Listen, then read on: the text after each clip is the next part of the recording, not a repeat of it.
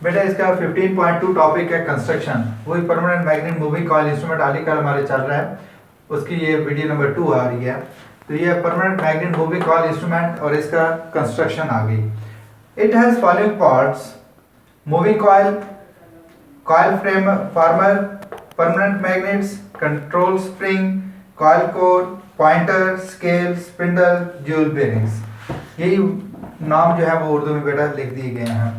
तो अब इसके बाद जो आएगा वो है इसकी यूजेस।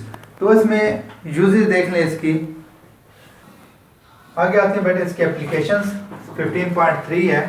तो यानी कि जो हमारे permanent magnet moving coil instruments होते हैं, इनको आप किन किन तरीकों से या किन किन जगहों पर हम इसको इस्तेमाल कर सकते हैं। तो इसमें कहता है कि it is use for DC current measurement. तो डायरेक्टली अगर आपने करंट मेजर करनी है तो लो वैल्यू के लिए करंट जो है आप डायरेक्टली इसको पैमाइश कर सकते हैं permanent magnet moving coil instrument से। It can use for AC by connecting rectifier. चूंकि आपको बताया शुरू में ये बताया था permanent magnet moving coil instrument जो है वो डायरेक्टली जो है वो डीसी करंट ही मेजर करते हैं। डायरेक्टली आप इसको डीसी मेजर करेंगे, लेकिन अगर आपने इसको एसी मेजर करने के लिए इस्तेमाल करना है तो इसके लिए लाजमी ज़रूरी है कि आप इसके साथ एक रेक्टिफायर लगाएं। तो जब आप रेक्टिफायर लगाते हैं तो रेक्टिफायर क्या है, ये हमारे पास ब्रिज होता है डायोड का, 4 डायोड होते हैं जिनका हम ब्रिज बना लेते हैं। तो उस ब्रिज बनाने के बाद वो एसी को डीसी में कन्वर्ट करता है या डीसी को एसी में कन्वर्ट कर देता है। जो एसी आप देते हैं, जो मेजर करने वाली एसी क्वांटिटी है, ये ब्रिज रेक्टिफायर उसको डीसी करेगा और वो डीसी मेजरमेंट होगी इन फॉर्म ऑफ एसी। तो वो जो उसकी रीडिंग आएगी वो हम उसको एसी में मेजर कर लेंगे। Bye connecting low value resistance in parallel use for measuring current. अगर आपको ज़्यादा करंट मेजर करनी हो तो उसके लिए फिर क्या किया जाता है कि इसी इंस्ट्रूमेंट के मुतवाजी पैरेलल में एक लो वैल्यू रेजिस्टेंस लगाते हैं। लो वैल्यू इसलिए लगाते हैं कि ज़्यादा से ज़्यादा करंट जो है इसमें से फ्लो कर जाए। तो लिहाजा आप लो वैल्यू रेजिस्टेंस लगा के पैरेलल में आप ज़्यादा करंट जो है वो आप मेजर कर सकते हैं। जस्ट लाइक दिस, हम उसके सर्किट क्या बनाए, ये अगर हमारे पास जो है मूविंग कॉइल इंस्ट्रूमेंट है, ये हमारे पास मूविंग कॉइल इंस्ट्रूमेंट है। तो अगर आपको यहाँ पे 5 एम्पेयर मेजर करने हैं, अब चूंकि ये मिली एम्पेयर वाला मीटर है, इसमें से ये मिली एम्पेयर मेजर करता है, तो मिली एम्पेयर फर्क करता है। ये 1 मिली एम्पेयर जो है इसमें से गुजरेगा। मिली कहते हैं हजारवें को।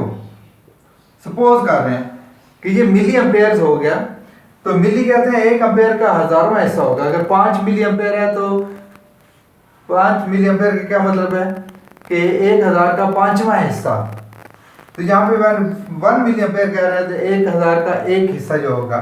और बाकी अगर ये 5 एम्पेयर आपने मेजर करना है तो डेफिनेट इसके पैरेलल में आपको एक रेजिस्टेंस, लो वैल्यू रेजिस्टेंस लगानी पड़ेगी, जिसको हम बोलते हैं शंट रेजिस्टेंस। ये RSH इससे ज़ाहिर किया जाता है। तो अब क्या होगा कि एक्स्ट्रा करंट जो है बेटा वो यहाँ पे इस पॉइंट पे आके ये हिस्सों में तकसीम हो जाएगी, और ये करंट जब दोबारा इस पॉइंट पे आके वही टोटल करंट ज़्यादा हो जाती है। तो लिहाजा इस इंस्ट्रूमेंट में अंदर अब यहाँ पे क्या होता है कि जब आप शंट में से गुजारेंगे तो ये एक्स्ट्रा करंट इसमें से गुजर जाएगी और ये मीटर जो है अपनी रेंज को बता देगा। फिर उस रेंज को हम एक जो हमारे पास मल्टीप्लाइंग फैक्टर होता है उससे आप इसको मल्टीप्लाई करके इसकी टोटल करंट कैलकुलेट कर लेते हैं। तो चौथे में कहता है bye connecting high value resistance in series use for measuring voltage. तो अब जो अगर आपने ज़्यादा वोल्टेज मेजर करने हैं तो इसी इंस्ट्रूमेंट के पैरेलल में सीरीज में, ये अगर हमारे पास एक बेटा मूविंग कॉइल इंस्ट्रूमेंट है, ये मूविंग कॉइल इंस्ट्रूमेंट है, अगर आप इस सीरीज में एक हाई रेजिस्टेंस लगा देते हैं, हाई वैल्यू रेजिस्टेंस लगा देते हैं, इसको हम बोलते हैं RSE। अब चूंकि ये मिली वोल्ट मेजर करने वाला इंस्ट्रूमेंट है बहुत कम वैल्यू में, अगर आप इसको ज़्यादा वोल्टेज, ये मिली वोल्ट मेजर करने वाला इंस्ट्रूमेंट मूविंग कॉइल इंस्ट्रूमेंट है, तो अगर आप इसमें से ज़्यादा वोल्टेज देते हैं, ये DC ज़्यादा वोल्टेज प्रोवाइड करता है बेटा, इसके साथ जोड़ देते हैं, तो अब क्या होगा कि ये तो मिली वोल्ट यहाँ पे 1000 का कुछ हिस्सा जो है वो यहाँ पे ड्रॉप करेगा। अगर सपोज करते हैं आपको 10 वोल्ट मेजर करने हैं, तो 10 वोल्ट मेजर करने के लिए आप अगर ये 5 मिली वोल्ट का है तो 10 में से 5 मिली वोल्ट यहाँ पे ड्रॉप होगा, तो बाकी जो वोल्टेज आगे चले जाएंगे। तो बाकी वोल्टेज यहाँ पे इसकी सीरीज में लगाने वाली जो रेजिस्टेंस होगी इसकी वजह से एक्स्ट्रा वोल्टेज यहाँ पे ड्रॉप होंगे। तो फिर ये इंस्ट्रूमेंट जो है वो इसका मल्टीप्लाई फैक्टर यहाँ से इसको मल्टीप्लाई करके हम इसकी टोटल वैल्यू कैलकुलेट कर सकते हैं। तो ये बेटा हमारे पास जो permanent magnet moving coil instrument होता है, तो आप इनकी ये डिफरेंट 4 यूजेस हैं। तो डायरेक्टली अगर करने हैं तो ये मिली एम्पेयर या मिली वोल्टेज मेजर करने वाले ये डायरेक्ट होगा, लेकिन होगी DC वैल्यूज, मिली एम्पेयर भी और मिली वोल्टेज भी, ये डीसी।